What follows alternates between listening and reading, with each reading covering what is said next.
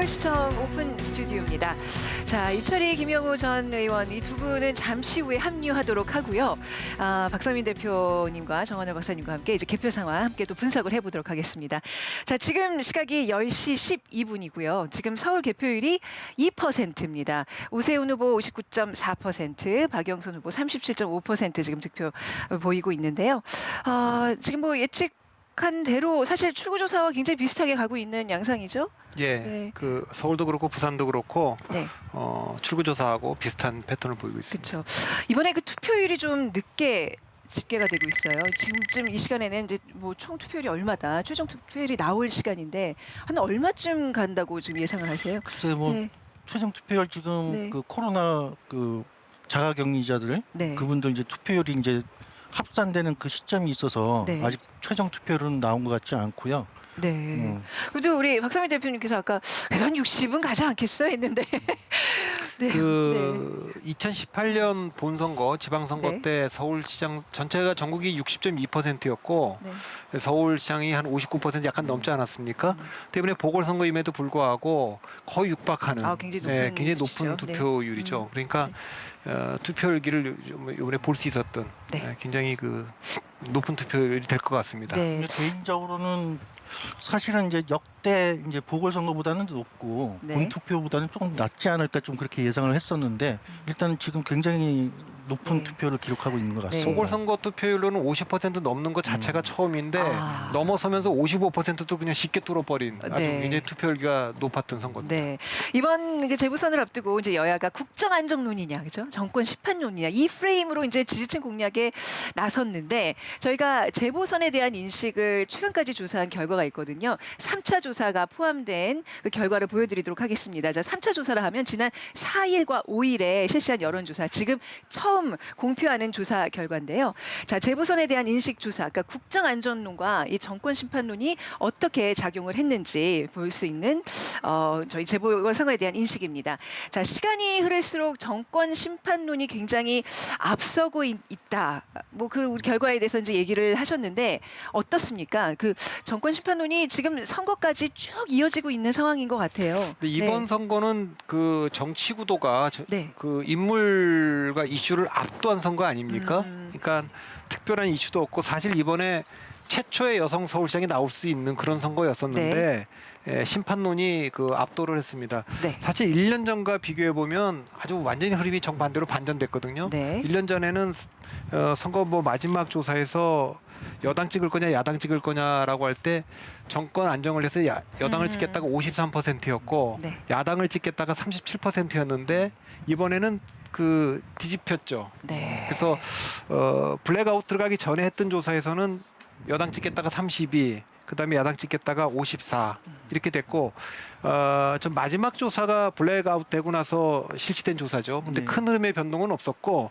네. 정권 심판론이 1년간 유예됐다가 이번에 봉인이 해제된 느낌이 좀 있습니다. 봉인 해제됐다. 왜냐하면 2019년에 조국 사태 이후에 그 정권 심판론이 총선 때 작동할 거다 이렇게 예상들을 많이 했는데 그때 네. 그 미래통합당이 미래한국당이라는 위성정당을 만들고 그다음에 코로나 초기 때는 정부가 대응을 잘못한 거 아니냐 이런 여론이 있었는데 네. 그게 이제 코로나 방역을 잘하면서 코로나로 좀 묻혀져 있다가 그러다가 이게 이제 드러난 1년 것이다. 유예됐다가 이번에 좀 심판을 네. 작동한 것으로 자, 보입니다. 국정안전론과 정권 심판론 그 여론조사 결과를 지금 읽어드리겠습니다. 지금 서울과 부산이 나눠져 있는데요.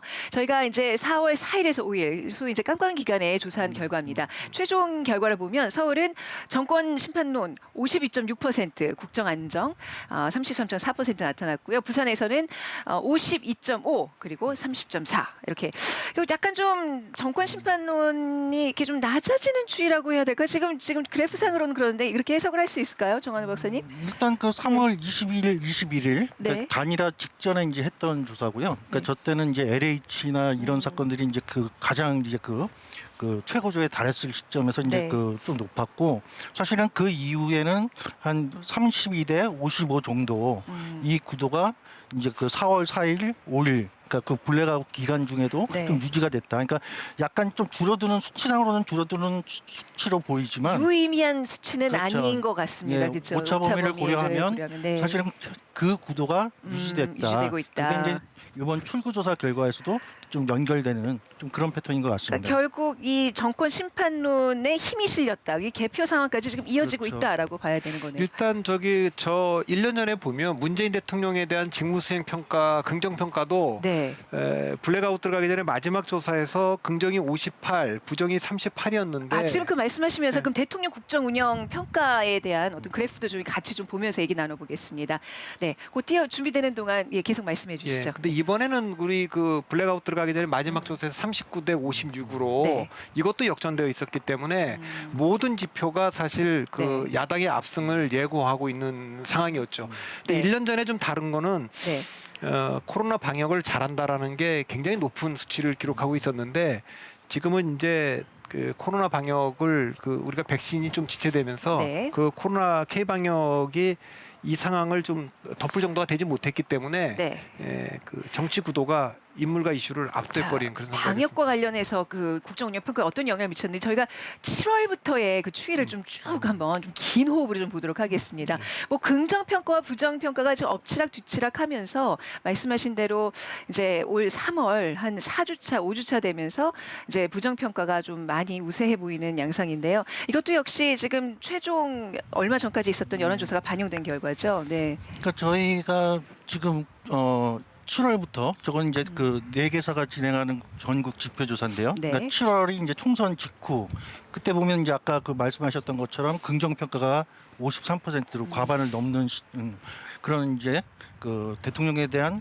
우호적인 평가 우위의 네. 이제 그런 구도에서 시작을 해서 사실은 11월 말 12월 달 네. 이제 그 부동산 문제 그리고 이제 그 검찰총장과 둘러싼 그런 검찰 갈등 이런 게 겹치면서 사실은 작년 연말에 한번 이제 분기점이 이제 생겼었고요. 아. 그래서 부정 평가가 긍정 평가를 역전하는 네. 그런 구도가 생겼었고 사실은 1월 달에 들어오면서 대통령의 사과를 계기로 해서 다시 이제 어느 정도 복원이 되는 균형 상태가 복원이 되는 구조로 왔다가 사실 이렇게 저 그래프를 보면 다시 이제 그 갈라지는 그 벌어지는, 시점이 네. 굉장히 중요한데요. 그게 3월 1주차에서부터 3주차 그 사이에 벌어지죠. 그 많은 변수들이 있었잖아요. LA 네, 이제 그렇죠. 직원 저기 투자 바로 그 사기 시점에 사건. 네. LH 사건 네, 네. 그리고 이제 정치적으로는 네. 유승열 총장이 이제 사퇴하고 네. 이제 이런 사건들이 이제 결부가 되면서 이제 네.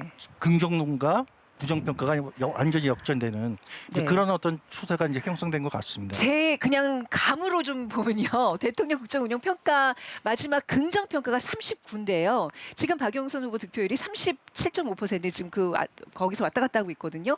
그 수치랑 좀 비슷하지 않나 이렇게 볼 수 있는 그러니까 건가요? 실제로 네. 저게 전국적으로 문재인 대통령의 국정운영 평가 지표하고 네. 정권 안정, 정권 견제론 지표 그거보다 실제 선거가 실시되는 서울과 부산은 좀 더 안 좋았습니다. 그러니까 네. 부산이 일정하게 더 안 좋았기 때문에 부산은 네. 애초부터 좀 어려웠고 서울도 안 좋았습니다. 근데 35%대 55%로 한 20% 차이가 벌어지면 쉽지 않은데 네. 저 흐름이 1월 달에 음. 대통령 신년 기자회견 하면서 좀 국정 기조를 좀 바꾸려고 하는구나 할 때까지는 상당히 근접했어요. 네. 처음에 오거돈 시장이 그만두고 박원순 시장이 불미스러운 걸로 이 서울시장 보궐선거가 됐을 때는 굉장히 민주당한테 어려웠었는데 1월 달에 들어와서는 해볼 만한 상황이 됐었습니다. 근데 이제 네. 그때 또 뭐 중수청 문제가 있어서 검찰총장하고의 충돌도 있었고 네. 그 뒤에 이제 LH 사건이 터지면서 결정적으로 다시 벌어지기 시작했죠. 네, 지금 대통령 국정 운영 평가 그 긍정 평가 수치와 지금 현 여권의 후보의 그 어떤 득표율과의 그 밀접한 관계를 확인해 보는 그런 분석이었습니다. 자, 잠시 후에는 이철희 김영우 전 의원 다시 모시고 이야기를 나눠보도록 하겠습니다. 자, 서울시청 오픈 스튜디오였습니다.